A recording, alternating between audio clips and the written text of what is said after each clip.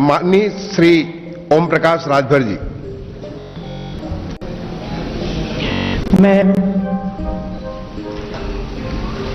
मैं ओम प्रकाश राजभर ईश्वर की शपथ लेता हूं कि मैं विधि द्वारा स्थापित भारत के संविधान के प्रति सच्ची श्रद्धा और निष्ठा रखूंगा। राजनीतिक गलियारों में कहावत है कि दिल्ली का रास्ता यूपी से गुजरता है।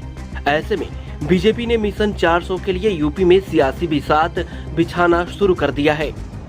मंगलवार को यूपी कैबिनेट का विस्तार किया गया। उत्तर प्रदेश की योगी सरकार के कैबिनेट विस्तार में 4 नए मंत्रियों ने शपथ ली है। अब यूपी सरकार में मंत्रियों की संख्या बढ़कर 22 हो गई है। राजभवन में राज्यपाल आनंदीबेन पटेल ने सुभाषपा प्रमुख ओम प्रकाश राजभर, रालोद विधायक अनिल कुमार, बीजेपी नेता दारा सिंह चौहान और सुनील कुमार शर्मा को पद और गोपनीयता की शपथ दिलाई है। मैं ओम प्रकाश राजभर ईश्वर की शपथ लेता हूं कि मैं विधि द्वारा स्थापित भारत के संविधान के प्रति सच्ची श्रद्धा और निष्ठा रखूंगा। मैं भारत की प्रभुता और अखंडता अक्षुण्ण रखूंगा। मैं उत्तर प्रदेश राज्य के मंत्री के रूप में अपने कर्तव्यों का श्रद्धापूर्वक और शुद्ध अंतःकरण से निर्वहन करूंगा तथा मैं भय या पक्षपात, अनुराग या द्वेष के बिना सभी प्रकार के लोगों के प्रति संविधान और विधि के अनुसार न्याय करूंगा।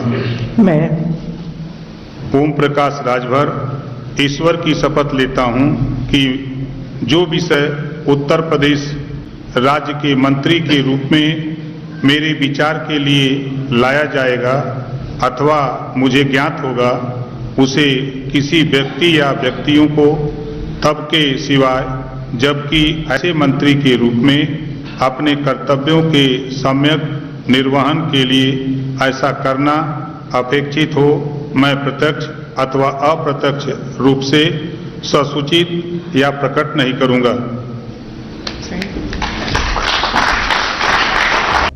वहीं उत्तर प्रदेश मंत्रिमंडल में मंत्री पद की शपथ लेने के बाद एसपी बीएसपी प्रमुख ओम प्रकाश राजभर ने कहा कि गरीबों की सेवा का जो लक्ष्य है उसमें हम अनवरत काम करते रहते हैं। सरकार की जो भी योजनाएं हैं उसे हम गरीब और कमजोर लोगों तक पहुंचाने का हम काम करेंगे, उन्हें न्याय दिलाने का काम करेंगे।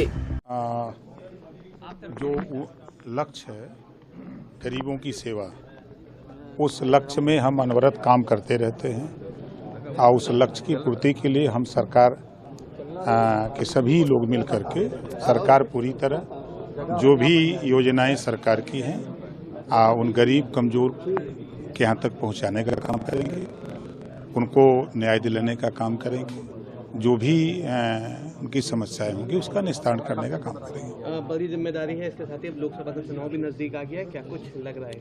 देखिए, देश में लड़ाई नाम की कोई चीज़ नहीं है। उत्तर प्रदेश में माननीय योगी आदित्यनाथ जी मुख्यमंत्री जी के नेतृत्व में 7 साल में एक भी दंगे नहीं हुए, कहीं कर्फ्यू नहीं लगा, कानून का राज है, गरीब कमजोर अमन चैन से है।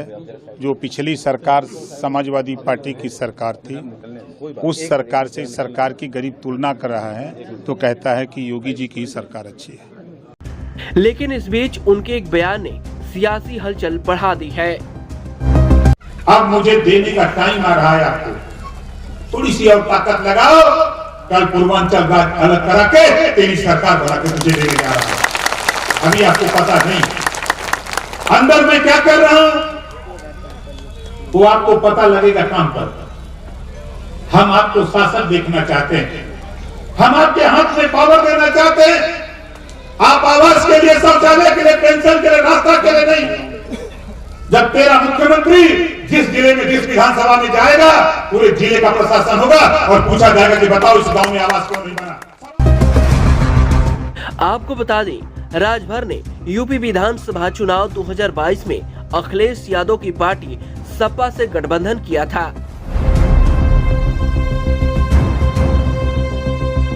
बाद में राजभर पाला बदलकर एनडीए में शामिल हो गए। माना जा रहा है कि राजभर को मंत्री बनाने से एनडीए की पूर्वांचल में ताकत बढ़ेगी।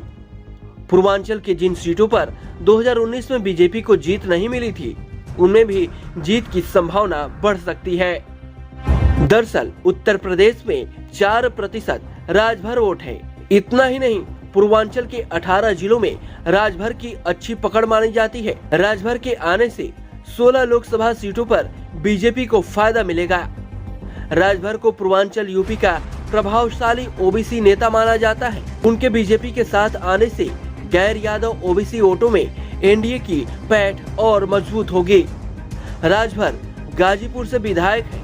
उनकी पार्टी की वाराणसी, जौनपुर, घोसी, लालगंज, गाजीपुर, अंबेडकर नगर, सलेमपुर, आजमगढ़, बलिया, चंदौली, इलाहाबाद, फैजाबाद, बस्ती, गोरखपुर, मछली शहर, भदोही सीटों पर अच्छी खासी पकड़ मानी जाती है। 2014 लोकसभा चुनाव में बीजेपी ने आजमगढ़ को छोड़कर पूर्वी यूपी की 28 में से 27 सीटों पर जीत हासिल की थी।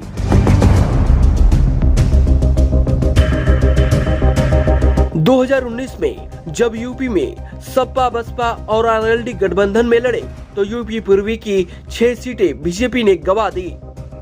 इस चुनाव में राजभर की पार्टी ने एनडीए से बाहर आकर 24 सीटों पर अपने उम्मीदवार उतारे थे। भले ही राजभर एक भी सीट न जीत पाए हो, लेकिन उनके काटे वोट बीजेपी की हार के लिए काफी थे।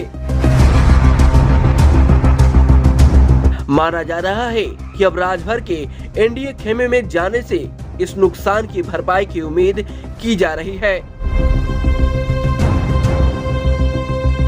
Bureau report, UP 60 news.